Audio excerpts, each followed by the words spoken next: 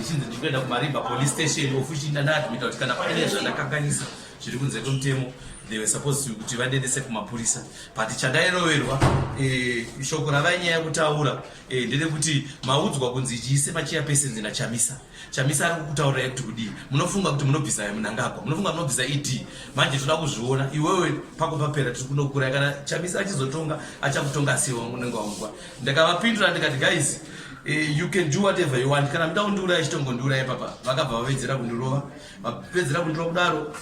ndakablindfoldwa they took me along this one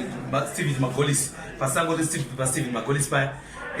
vaona kuti ndandisachataura ndakuvata guys ini ndandipatikuda kuurayai ndosvoko randakapedza rara ndachakwasa kutaura nei vakandirova vagondirova vaona kuti ndarama ndakanyarara vavastopa their car vaitenda direction ndandabva nayo vavhura madhoo pandaita kukikwa panze ndakikwa panze vavabudisa mashambo kwanga ari memeya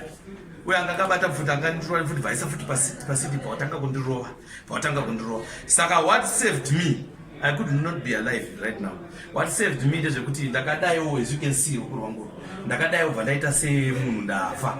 kana kuti ndafenda saka ivo they thought maybe they've completed their mission of which I don't know what was their mission.